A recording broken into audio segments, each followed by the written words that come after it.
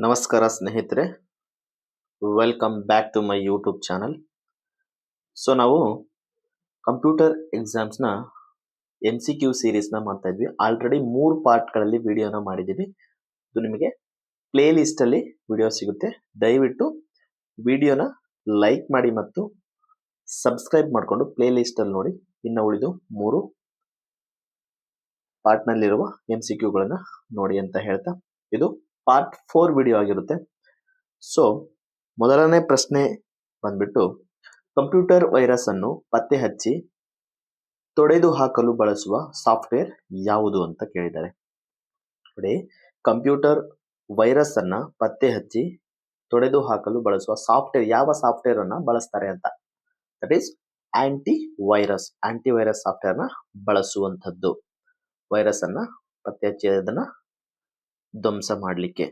So next question is, internet ನಲ್ಲಿ domain ಹೆಸರುಗಳೊಂದಿಗೆ, ಯಾವುದು internet ನಲ್ಲಿ ಡೊಮೈನ್ ಹೆಸರುಗಳೊಂದಿಗೆ ಸಂಖ್ಯಾತ್ಮಕ IP ವಿಳಾಸವನ್ನು ಮ್ಯಾಪ್ ಮಾಡಲು ಬಳಸುವ ವ್ಯವಸ್ಥೆ ಯಾವುದು ಅಂತ ಕೇಳಿದ್ದಾರೆ. IP ವಿಳಾಸವನ್ನ ಮ್ಯಾಪ್ ಮಾಡಲು ಬಳಸುವ ವ್ಯವಸ್ಥೆ, ದಟ್ ಈಸ್ DNS ಅಂದ್ರೆ ಡೊಮೈನ್ ನೇಮ್ ಸಿಸ್ಟಮ್ ಅಂತ ಬರುತ್ತೆ, domain name system. So next question is, Microsoft word ನಲ್ಲಿ ಸೆಲೆಕ್ಟ್ ಮಾಡಿದ ಟೆಕ್ಸ್ಟ್ ಅನ್ನು ಬೋಲ್ಡ್ ಮಾಡಲು ಬಳಸುವ ಶಾರ್ಟ್ಕಟ್ ಕೀ ಯಾವುದು? ಅಂದ್ರೆ ಟೆಕ್ಸ್ಟ್ ನ ಬೋಲ್ಡ್ ಮಾಡ್ಲಿಕ್ಕೆ ಯಾವ ಶಾರ್ಟ್ಕಟ್ ಕೀನ ಬಳಸ್ತೀವಿ ಅಂದ್ರೆ ಕಂಟ್ರೋಲ್ B ಅನ್ನ ಬಳಸ್ತೀವಿ, control B. So next question is, Microsoft word ನಲ್ಲಿ ಸೆಲೆಕ್ಟ್ ಮಾಡಿದ ಟೆಕ್ಸ್ಟ್ ಅನ್ನ ಇಟಾಲಿಕ್ ಸ್ಟೈಲಿಗೆ ಕನ್ವರ್ಟ್ ಮಾಡಲು ಬಳಸುವ ಶಾರ್ಟ್ಕಟ್ ಕೀ ಯಾವುದು ಅಂತ ಕೇಳಿದರೆ, that is control I, italic. Option B is the right answer. So ನೋಡಿ, next question is, Microsoft word ನಲ್ಲಿ ಟೆಕ್ಸ್ಟ್ ಕೆಳಗೆ ಗೆರೆ ಎಳೆಯಲು, ಯಾವುದೇ ಒಂದು ನೀವು ವರ್ಡ್ ನ ಬರೀತೀರ, ಟೆಕ್ಸ್ಟ್ ನ ಬರೀತಿರಲ್ಲ, ಅದರ ಕೆಳಗೆ ಒಂದು ಗೆರೆ ಎಳೆಯಲು ಅಂಡರ್ಲೈನ್ ಮಾಡಲು ಬಳಸುವ ಶಾರ್ಟ್ಕಟ್ ಕೀ ಯಾವುದು ಅಂತ ಕೇಳಿದ್ದಾರೆ. ಯಾವುದು ಅಂದ್ರೆ ದಟ್ ಈಸ್ ಕಂಟ್ರೋಲ್ U ಅನ್ನ ಬಳಸುವಂಥದ್ದು. ಕಂಪ್ಯೂಟರ್ ಯೂಸ್ ಮಾಡಿದವರಿಗೆ ಎಲ್ರಿಗೂ ಇದು ತುಂಬಾ ಈಸಿ ಆಗುವಂಥದ್ದು. ಅದಕ್ಕೆ ಅವಾಗವಾಗ ಸ್ವಲ್ಪ ಕಂಪ್ಯೂಟರ್ನ ಯೂಸ್ ಮಾಡ್ತಾ ಇರಿ. ಸೊ ನಿಮಗೆ ಈ ಕ್ವಶನ್ಗಳು ತುಂಬಾ ಈಸಿ ಆಗುವಂಥದ್ದು. ಆಲ್ಮೋಸ್ಟ್ ಆಲ್ ಕಂಪ್ಯೂಟರ್ ಶಾರ್ಟ್ಕಟ್ ಕೀನ ಬಳಸ್ಬಿಟ್ಟು ನೀವು ಸ್ವಲ್ಪ ಟ್ರೈ ಮಾಡಿ, ನಿಮಗೆ ಇದನ್ನ ಓದುವಂತ ಅವಶ್ಯಕತೆ ಇರುವುದಿಲ್ಲ, ನಿಮಗೆ ತುಂಬಾ ಈಸಿಯಾಗಿ ಆನ್ಸರ್ನ ಮಾಡಬಹುದು. So next question is, email ಕಳುಹಿಸಲು ಸಾಮಾನ್ಯವಾಗಿ ಬಳಸುವ ಪ್ರೋಟೋಕಾಲ್ ಯಾವುದಂದ್ರೆ, ಇಮೇಲ್ ನ ನಾವು ಸೆಂಡ್ ಮಾಡ್ತೀವಲ್ಲ, ಅದು ಯಾವ ಪ್ರೋಟೋಕಾಲ್ ನ ಬಳಸ್ತಾರ ಅಂದ್ರೆ ದಟ್ ಈಸ್ SMTP ಅಂದ್ರೆ ಸಿಂಪಲ್ ಮೇಲ್ ಟ್ರಾನ್ಸ್ಫರ್ ಪ್ರೋಟೋಕಾಲ್ ಅಂತ, ಸಿಂಪಲ್ ಮೇಲ್ ಟ್ರಾನ್ಸ್ಫರ್ ಪ್ರೋಟೋಕಾಲ್ ಅನ್ನ ಬಳಸುವಂಥದ್ದು. So next question is, computer ನಲ್ಲಿ SMTP ನ ವಿಸ್ತೃತ ರೂಪ ಏನು ಅಂದ್ರೆ simple mail transfer protocol. So next question is, ವಿಶ್ವದ ಮೊದಲ ಮೊಬೈಲ್ ಫೋನ್ ಅನ್ನ ತಯಾರಿಸಿದ ಪ್ರಸಿದ್ಧ ಕಂಪನಿ ಯಾವುದು? ಮೊಬೈಲ್ ಫೋನ್ ಇದೆಯಲ್ಲ, ಅದನ್ನ ತಯಾರು ಮಾಡಿದ ಮೊದಲ ಕಂಪನಿ, ವಿಶ್ವದಲ್ಲೇ ಮೊದಲ ಬಾರಿಗೆ ಮೊಬೈಲ್ ಫೋನ್ ಅನ್ನ ಯಾವ ಕಂಪನಿ ತಯಾರು ಮಾಡಿದೆ ಅಂದ್ರೆ Motorola company. Motorola company, very very important. Motorola company first mobile ಅನ್ನ ತಯಾರು ಮಾಡಿರುವಂತದ್ದು. So next question is, computer ಮೆಮೊರಿಯಲ್ಲಿ ರೋಮ್ ನ ವಿಸ್ತೃತ ರೂಪ ಏನಂದ್ರೆ ರೀಡ್ ಓನ್ಲಿ ಮೆಮೊರಿ ಅಂತ ಅರ್ಥವನ್ನ ನೀಡುವಂಥದ್ದು. ಸೊ ನೆಕ್ಸ್ಟ್ ಕ್ವಶನ್ ಈಸ್, ಒಟ್ಟು 1 ಗಿಗಾಬೈಟ್ ಅಂದ್ರೆ 1 GB ನ ಫುಲ್ ಫಾರ್ಮ್ ಗಿಗಾಬೈಟ್. ನೋಡಿ, 1 GB ಅಂದ್ರೆ ಎಷ್ಟು ಮೆಗಾಬೈಟ್, MB ಅಂತ ಬರುತ್ತಲ್ಲ, ಎಷ್ಟು MB ಗೆ ಸಮ, 1 GB ಎಷ್ಟು MB ಗೆ ಸಮ ಅಂತ ಕೇಳಿದ್ದಾರೆ. That is option C is the right answer. 1024 MB ಗೆ ಸಮವಾಗಿರುವಂಥದ್ದು. So next question is, bank ಚೆಕ್ಗಳಲ್ಲಿ ಬಳಸುವ MICR ನ ವಿಸ್ತೃತ, MICR ಅಂತ ಬರ್ದಿರ್ತಾರೆ ನೋಡಿ, ಬ್ಯಾಂಕ್ ನಿಮ್ ಚೆಕ್ ನ ನೀವು ಯಾವತ್ತೂ ನೋಡಿದ್ರೆ ಅದ್ರ ಮೇಲೆ MICR ಅಂತ ಬರ್ದಿರ್ತಾರಲ್ಲ, ಅದರ ಫುಲ್ ಫಾರ್ಮ್ ಅನ್ನ ಕೇಳಿದರೆ, ಹಂಗಂದ್ರೆ ಮ್ಯಾಗ್ನೆಟಿಕ್ ಇಂಕ್ ಕ್ಯಾರೆಕ್ಟರ್ ರೆಕಗ್ನೈಸೇಷನ್ ಅಂತ. So next question is, super ಮಾರ್ಕೆಟ್ಗಳಲ್ಲಿ ವಸ್ತುಗಳ ಮೇಲೆ ಇರುವ ಬಾರ್ಕೋಡ್ ಗಳನ್ನು ಓದಲು ಬಳಸುವ ಸಾಧನ ಯಾವುದಂದ್ರೆ that is option C is the right answer. Barcode reader ನ ಬಳಸ್ತಾರೆ. ಸೂಪರ್ ಮಾರ್ಕೆಟ್ ಅಲ್ಲಿ ನೀವೇನಾದ್ರೂ ಸಾಮಾನ ಪರ್ಚೇಸ್ ಮಾಡ್ಲಿಕ್ಕೆ ಹೋದ್ರೆ, ಯಾವುದೇ ವಸ್ತುವನ್ನ ಪರ್ಚೇಸ್ ಮಾಡ್ಲಿಕ್ಕೆ ಹೋದ್ರೆ ಅವ್ರು ಸ್ಕ್ಯಾನ್ ಮಾಡಿಬಿಟ್ಟು ನಿಮಗೆ ಬಿಲ್ ಹಾಕಿ ಕೊಡ್ತಾರಲ್ಲ, ಆ ಬಾರ್ಕೋಡ್ ಅನ್ನ ರೀಡ್ ಮಾಡಲು ಏನ್ ಬಳಸ್ತಾರೆ ಅಂದ್ರೆ ಬಾರ್ಕೋಡ್ ರೀಡರ್ ಸಾಧನವನ್ನ ಬಳಸುವಂಥದ್ದು. ನೆಕ್ಸ್ಟ್ ಕ್ವಶನ್ ಇಸ್, ಸ್ಪರ್ಧಾತ್ಮಕ ಪರೀಕ್ಷೆಗಳ OMR ಹಾಳೆಗಳನ್ನು, ನೀವು ಬರ್ತಿರಲ್ಲ ಎಕ್ಸಾಮು, ಆ OMR ಹಾಳೆಗಳನ್ನ ಮೌಲ್ಯಮಾಪನ ಮಾಡಲು ಬಳಸುವ ಸಾಧನ ಯಾವುದಂದ್ರೆ that is option A. OMR ಅಂದ್ರೆ OMR means optical mark recognition, full form ಬಂದ್ಬಿಟ್ಟು ಆಪ್ಟಿಕಲ್ ಮಾರ್ಕ್ ರೆಕಗ್ನೈಸೇಷನ್. OMR ನ ಬಳಸ್ತಾರೆ, ಫುಲ್ ಫಾರ್ಮ್ ಕೇಳಿದ್ದಾರೆ ತುಂಬಾ ಎಕ್ಸಾಮ್ಸ್ ನಲ್ಲಿ. ನೆಕ್ಸ್ಟ್ ಕ್ವಶನ್ ಇಸ್, ಮುದ್ರಿತ ಅಥವಾ ಕೈ ಬರಹ ಪಠ್ಯವನ್ನ ಕಂಪ್ಯೂಟರ್ ಪಠ್ಯವಾಗಿ ಪರಿವರ್ತಿಸಲು ಬಳಸುವ ತಂತ್ರಜ್ಞಾನ ಯಾವುದು? ಕೈ ಬರಹ ಕೈಯಿಂದ ಬರೆದಿರ್ತಾರಲ್ಲ ಅದನ್ನ ಮತ್ತ ಮುದ್ರಣ ಮಾಡಿರ್ತಾರಲ್ಲ ಅದನ್ನ ಕಂಪ್ಯೂಟರ್ ಪಠ್ಯವಾಗಿ ಪರಿವರ್ತಿಸಲು ಬಳಸುವ ತಂತ್ರಜ್ಞಾನ ಅಂದ್ರೆ OCR ತಂತ್ರಜ್ಞಾನವನ್ನ ಬಳಸ್ತಾರೆ. OCR ಫುಲ್ ಫಾರ್ಮ್ ಯಾವ್ದಂದ್ರೆ optical character recognition. Optical character recognition. So next question is, computer keyboard ನಲ್ಲಿರುವ F12 ಕೀಯನ್ನು ಮುಖ್ಯವಾಗಿ ಯಾವುದಕ್ಕಾಗಿ ಬಳಸಲಾಗುತ್ತದೆ ಅಂದ್ರೆ ಸೇವ್ ಆಸ್. F12 ನ ಸೇವ್ ಆಸ್ ಡೈಲಾಗ್ ಬಾಕ್ಸ್ ತೆರೆಯಲು ಇದನ್ನ ಬಳಸ್ತಾರೆ, ಸೇವ್ ಆಸ್ ಮಾಡಲು F12 key. So next question is, Windows operating system ನಲ್ಲಿ ಹೊಸ ಫೋಲ್ಡರ್ ನ ನೀವು ರಚನೆ ಮಾಡಲಿಕ್ಕೆ ಯಾವ ಫೋಲ್ಡರ್ ನ ಯೂಸ್ ಮಾಡ್ತಾರೆ ಅಂದ್ರೆ, ಯಾವ ಶಾರ್ಟ್ ಕಟ್ ಕೀನ ಯೂಸ್ ಮಾಡ್ತಾರೆ ಅಂದ್ರೆ that is control plus shift plus N. Control ಹೊಡೆದು ಶಿಫ್ಟ್ ಹೊಡೆದ್ರೆ ಎನ್ ಹೊಡೆದ್ರೆ ನಿಮಗೆ ಏನು ಹೊಸ ಫೋಲ್ಡರ್, ನ್ಯೂ ಫೋಲ್ಡರ್. ಎನ್ ಅಂದ್ರೆ ನ್ಯೂ ಫೋಲ್ಡರ್ ಓಪನ್ ಆಗುವಂಥದ್ದು. ನೋಡಿ, ಇಂಟರ್ನೆಟ್ ಸಂಪರ್ಕಕ್ಕಾಗಿ ಬಳಸುವ WLAN ನಲ್ಲಿ WLAN ಎಂದರೆ ಏನು? WLAN ನ ವಿಸ್ತೃತ ರೂಪನ ಕೇಳಿದ್ದಾರೆ. WLAN ಅಂದ್ರೆ wireless local area network. Only LAN ಅಂತ ಕೇಳಿದ್ರೆ ಲೋಕಲ್ ಏರಿಯಾ ನೆಟ್ವರ್ಕ್ ಅಂತ ಹಾಕ್ಬೇಕು. WLAN ಅಂತ ಕೇಳಿದ್ರೆ ವೈರ್ಲೆಸ್ ಲೋಕಲ್ ಏರಿಯಾ ನೆಟ್ವರ್ಕ್ ಅಂತ ನೀವು ಹಾಕ್ಬೇಕು. So next question is, computer ನಲ್ಲಿ ಬಳಸುವ SSD ನ ಫುಲ್ ಫಾರ್ಮ್ ಏನು? ವಿಸ್ತೃತ ರೂಪ ಏನು ಅಂತ ಕೇಳಿದ್ರೆ SSD ಹಾಕ್ಸಿದ್ರೆ ನಿಮ್ಮ ಕಂಪ್ಯೂಟರ್ ಸೂಪರ್ ಫಾಸ್ಟ್ ಆಗುವಂಥದ್ದು ಸಾಲಿಡ್ ಸ್ಟೇಟ್ ಡ್ರೈವ್ ಅಂತ. ಅದು ಸಾಲಿಡ್ ಸ್ಟೇಟ್ ಡ್ರೈವ್. ಏನಾದ್ರೂ ಸ್ಲೋ ಇದ್ರೆ ನಿಮ್ಮ ಲ್ಯಾಪ್ಟಾಪ್ ಅಥವಾ ಕಂಪ್ಯೂಟರ್ ಏನಾದ್ರೂ ಸ್ಲೋ ಆಗಿದ್ರೆ SSD ಹಾಕುವುದರಿಂದ ಅದು ಸ್ಪೀಡ್ ಜಾಸ್ತಿ ಆಗುತ್ತೆ. ಕೆಲವೊಂದು ಕಂಪ್ಯೂಟರ್ ಅಥವಾ ಲ್ಯಾಪ್ಟಾಪ್ ಹ್ಯಾಂಗ್ ಆಗ್ತಿರುತ್ತಲ್ಲ, ಅದರಲ್ಲಿ ಈ SSD ನ ಹಾಕ್ಲಿಕ್ಕೆ ಸಜೆಷನ್ ಮಾಡ್ತಾರೆ ಆಲ್ಮೋಸ್ಟ್ ಅಲ್ಲಿ ತುಂಬಾ ಜನ. So SSD is a full form ಅಂದ್ರೆ ಸಾಲಿಡ್ ಸ್ಟೇಟ್ ಡ್ರೈವ್. SSD ಅಂದ್ರೆ ಸಾಂಪ್ರದಾಯಿಕ ಹಾರ್ಡ್ ಡಿಸ್ಕ್ ಐತಲ್ಲ, HDD ಗಿಂತ SSD ಯ ಮುಖ್ಯ ಪ್ರಯೋಜನವೇನು? ನೋಡಿ, ಫಸ್ಟ್ ನೀವು ಪರ್ಚೇಸ್ ಮಾಡಿದ ತಕ್ಷಣ ನಿಮಗೆ ಯಾವುದೇ ಒಂದು ಲ್ಯಾಪ್ಟಾಪ್ ಹೊಸದಾಗಿ ಪರ್ಚೇಸ್ ಮಾಡಿದ್ರೆ ಅದರಲ್ಲಿ HDD ಇರುತ್ತೆ, ಹಾರ್ಡ್ ಡಿಸ್ಕ್ ಹಾಕಿರ್ತಾರೆ. ಅದಕ್ಕಿಂತ ಅದಾದ್ಮೇಲೆ ಹ್ಯಾಂಗ್ ಆದ್ರೆ ಹೋಗಿ SSD ಹಾಕಿಸ್ಮರ್ತಿ, ಯಾಕಂದ್ರೆ ಅದು ಸ್ಪೀಡ್ ಆಗ್ಲಿ ಅಂತ. ಅದಕ್ಕಿಂತ ಅದು ಏನ್ ಪ್ರಯೋಜನ ಜಾಸ್ತಿ ಆಗುತ್ತಂದ್ರೆ ನೋಡಿ, option A is the right answer. ಅತಿ ವೇಗದ ಡೇಟಾ ಓದುವ ಮತ್ತು ಬರೆಯುವ ವೇಗ, ಫಾಸ್ಟರ್ ಸ್ಪೀಡ್ ಜಾಸ್ತಿ ಆಗುತ್ತೆ. ನಾನು ಹೇಳಿದ್ನಲ್ಲ, ಸ್ಪೀಡು ಜಾಸ್ತಿ ಆಗುತ್ತೆ. ಹಾರ್ಡ್ ಡಿಸ್ಕ್ ಕಂಪೇರ್ ಮಾಡಿದ್ರೆ SSD ಹಾಕ್ಸೋದ್ರಿಂದ ಸ್ಪೀಡು ಜಾಸ್ತಿ ಆಗುವಂಥದ್ದು. ಸೊ ರೀಸೆಂಟ್ ಆಗಿ ಮ್ಯಾನುಫ್ಯಾಕ್ಚರ್ ಆಗುತ್ತಿರುವಂತಹ ಎಲ್ಲ ಲ್ಯಾಪ್ಟಾಪ್ ಅಥವಾ ಕಂಪ್ಯೂಟರ್ಗಳಲ್ಲಿ ಏನು SSD ನ ಬಳಸ್ತಿದ್ದಾರೆ ಇನ್ ಬಿಲ್ಟ್ ಆಗಿ. ಫಸ್ಟ್ ಇರ್ಲಿಲ್ಲ, ಇವಾಗ ಆಲ್ಮೋಸ್ಟ್ ಬಳಸ್ತಿದ್ದಾರೆ ಅನ್ನೋದು.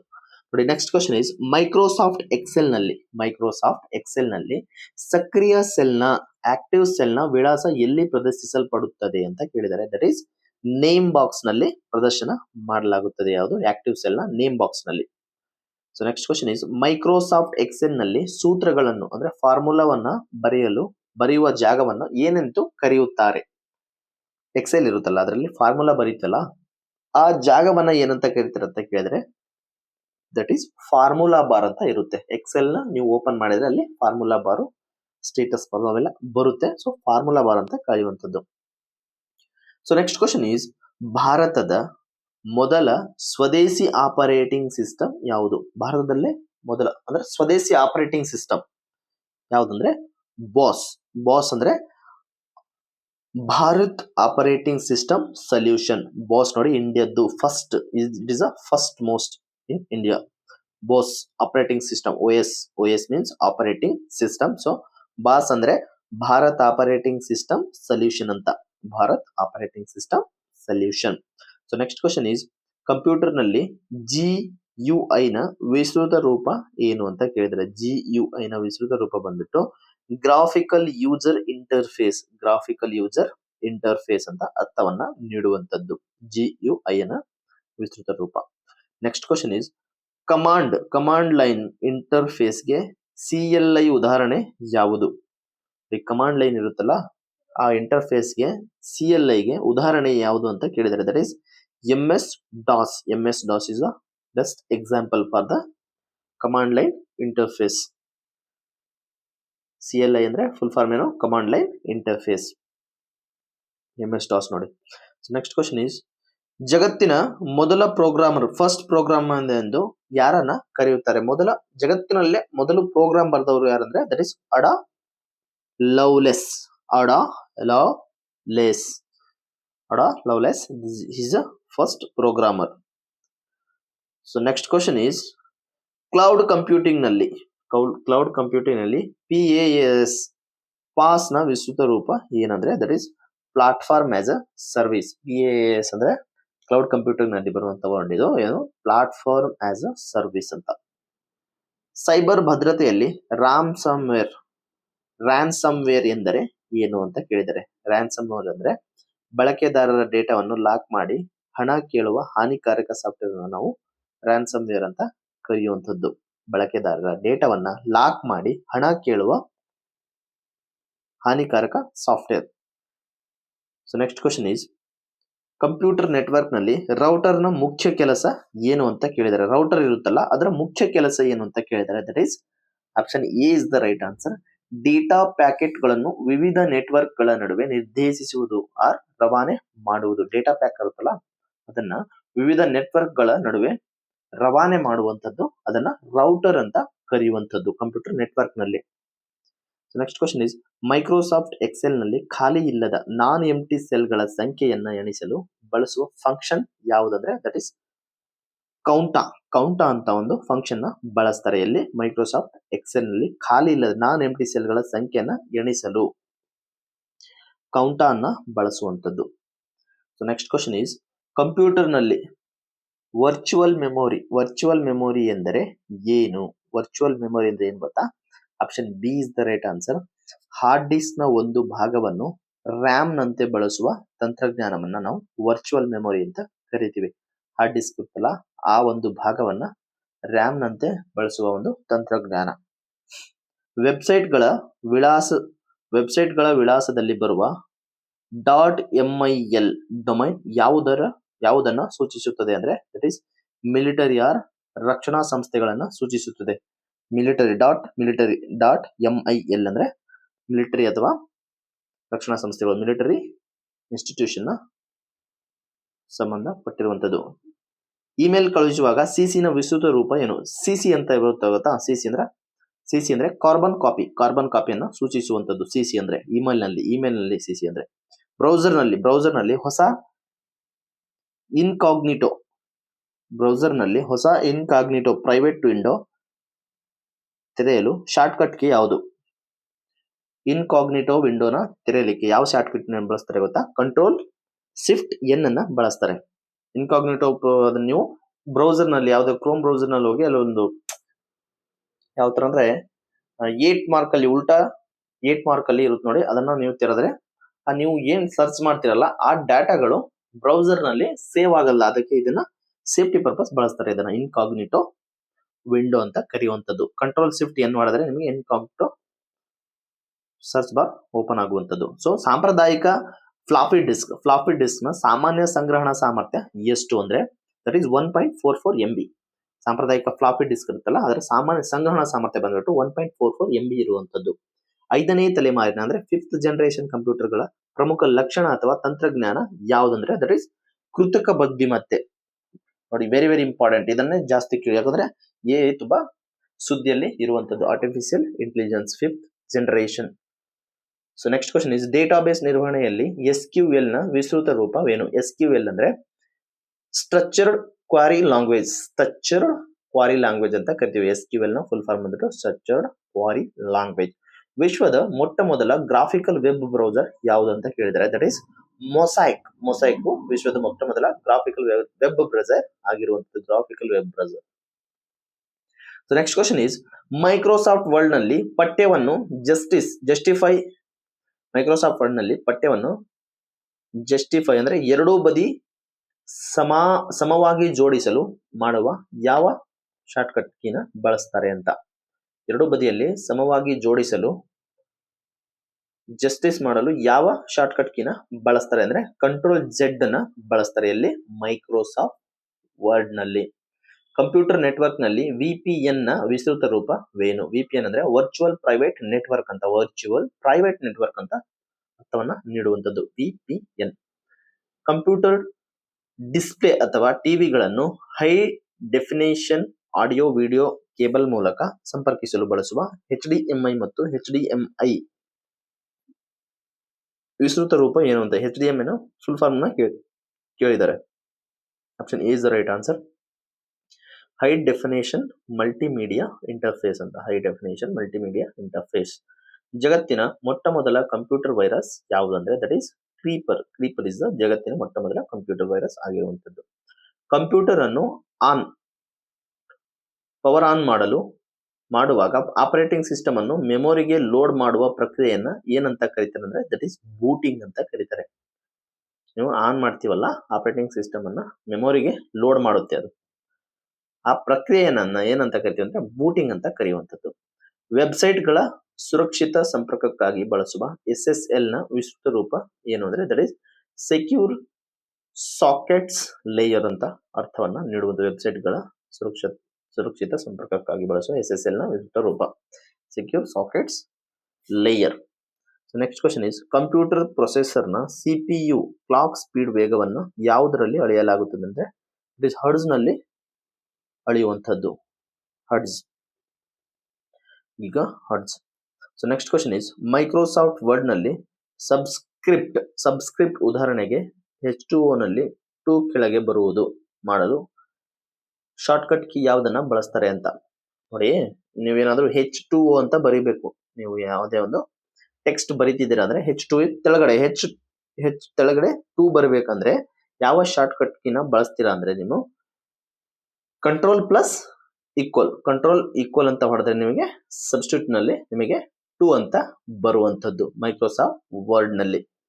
So next question is Microsoft word ನಲ್ಲಿ ಸೂಪರ್ ಸ್ಕ್ರಿಪ್ಟ್ ಅಂದ್ರೆ X ಮೇಲ್ಗಡೆ X² ಅಂತ ಬರಿಬೇಕಲ್ವಾ ನೀವು. X² ಆ ಜಾಗದಲ್ಲಿ 2 ಬರ್ಬೇಕಂದ್ರೆ ನೀವು ಯಾವ ಕೀಯನ್ನ ಬಳಸ್ತೀರಾ ಅಂದ್ರೆ that is control shift plus ಅಂತ ಹೊಡಿಬೇಕು. ಕಂಟ್ರೋಲ್ ಶಿಫ್ಟ್ ಮತ್ತು ಅದ್ರ ನಂತರ ಪ್ಲಸ್ ಅಂತ ಹೊಡೆದ್ರೆ X² ಅಲ್ಲಿ ನೀವು X² ಹಾಕೋಬಹುದು, 3 ಹಾಕೋಬಹುದು, ನಿಮ್ಗೆ ಯಾವ್ದು ಬೇಕೋ ಅದು ಹಾಕೋಬಹುದು. Control shift plus. ಅಲ್ಲಿ ಕೆಳಗಡೆ H2 ತೆಳಗಡೆ ಬರ್ತಲ್ಲ ಅದನ್ನ ಹೊಡಿಲಿಕ್ಕೆ ನೀವು ಅದು ಬರ್ಬೇಕಂದ್ರೆ ವರ್ಡ್ ನಲ್ಲಿ ಏನ್ ಮಾಡಬೇಕು ಕಂಟ್ರೋಲ್ ಪ್ಲಸ್ ಈಕ್ವಲ್ ಅಂತ ಹೊಡಿಬೇಕು, ಅವಾಗ ಬರುವಂತದ್ದು. ಸೊ ನೆಕ್ಸ್ಟ್ ಕ್ವಶನ್ ಈಸ್ ಇವೆಲ್ಲ ಕ್ವಶನ್ ಆಗಿದೆ ಸ್ನೇಹಿತರೆ, ತುಂಬಾ ಇಂಪಾರ್ಟೆಂಟ್ ಅಪ್ಡೇಟೆಡ್ ಕ್ವಶನ್ಸ್ ಇವೆಲ್ಲ. ಸೊ ಕಂಪ್ಯೂಟರ್ ಸಿಸ್ಟಮ್ ನಲ್ಲಿ ಇಂಟರ್ನೆಟ್ ಸಂಪರ್ಕಕ್ಕಾಗಿ ಬಳಸುವ ಫೈಬರ್ ಆಪ್ಟಿಕಲ್ ಕೇಬಲ್ಗಳ ಮುಖ್ಯ ಪ್ರಯೋಜನವೇನು?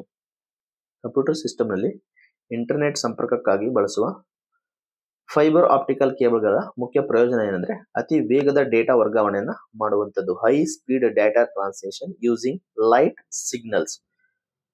ದಯವಿಟ್ಟು ವಿಡಿಯೋನ ಲೈಕ್ ಮಾಡಿ ಸ್ನೇಹಿತರೆ. Option A is the right answer. ನೋಡಿ, ಅತಿ ವೇಗದ ಡೇಟಾನ ವರ್ಗಾವಣೆ ಮಾಡಲಿಕ್ಕೆ ಆಪ್ಟಿಕಲ್ ಫೈಬರ್ನ ಬಳಸ್ತಾರೆ. ಕೃತಕ ಬುದ್ಧಿಮತ್ತೆ AI ಯಲ್ಲಿ ವ್ಯಾಪಕವಾಗಿ ಬಳಸಲಾಗುವ ಮಷೀನ್ ಲರ್ನಿಂಗ್ ಎನ್ನುವುದು ಯಾವುದರ ಉಪವಿಭಾಗವಾಗಿದೆ ಅಂದ್ರೆ option A is the right answer. ಕೃತಕ ಬುದ್ಧಿಮತ್ತೆಯ ಉಪವಿಭಾಗ ಆಗಿರುವಂತದ್ದು ಯಾವುದು?